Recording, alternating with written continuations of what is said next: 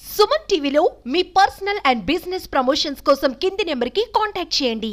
వాహనదారులకు అదిరిపోయే good news అందించనుంది కేంద్ర ప్రభుత్వం. త్వరలోనే డీజిల్, పెట్రోల్ ధరలు తగ్గే ఛాన్స్ ఉన్నట్లు తెలుస్తోంది.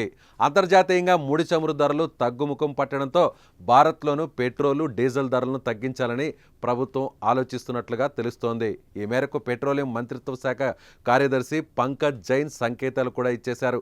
చమురు కంపెనీలపై విధించిన విండ్ ఫాల్ ట్యాక్స్ను తొలగించే ప్రతిపాదనను కేంద్రం సమీక్షిస్తోందని వెల్లడించారు.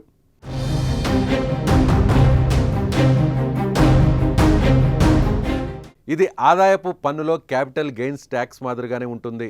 లాభాల్లో అసహజమైన పెరుగుదల ఉన్నప్పుడు విండ్ ఫాల్ ట్యాక్స్ను విధిస్తారు.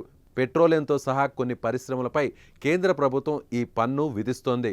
2022లో తొలిసారిగా కేంద్రం విండ్ ఫాల్ ట్యాక్స్ని అమల్లోకి తీసుకువచ్చింది. ప్రపంచ చమురు ధరలలో ఆకస్మిక హెచ్చుతగ్గుల నుంచి చమురు కంపెనీలు భారీ లాభాలను ఆర్జించినప్పుడు ఈ పన్ను విధించబడుతుంది. ప్రపంచ చమురు ధరలకు అనుగుణంగా ప్రభుత్వం నెలకు 2 సార్లు విండ్ ఫాల్ పన్నును సవరిస్తోంది. ఇక ఇప్పుడు ఈ ట్యాక్స్ను పూర్తిగా తొలగించాలని మోదీ సర్కార్ యోచిస్తోంది. ఆయిల్ రిఫైనింగ్ కంపెనీలకు లాభాల మార్జిన్ తగ్గిపోతున్న నేపథ్యంలో విండ్ ఫాల్ ట్యాక్స్ను తొలగించే ఆలోచనలో కేంద్రం ఉన్నట్లు తెలుస్తోంది.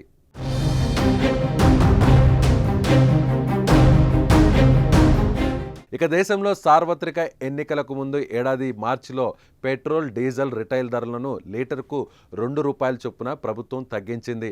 జమ్మూ కాశ్మీర్, హర్యానా రాష్ట్రాలతో పాటు మహారాష్ట్ర వంటి కీలక రాష్ట్రాల ఎన్నికలు ఉండడంతో మరోసారి పెట్రోల్ ధరల కోతకు అవకాశం ఉందన్నది మార్కెట్ వర్గాలు అంచనా వేస్తున్నాయి.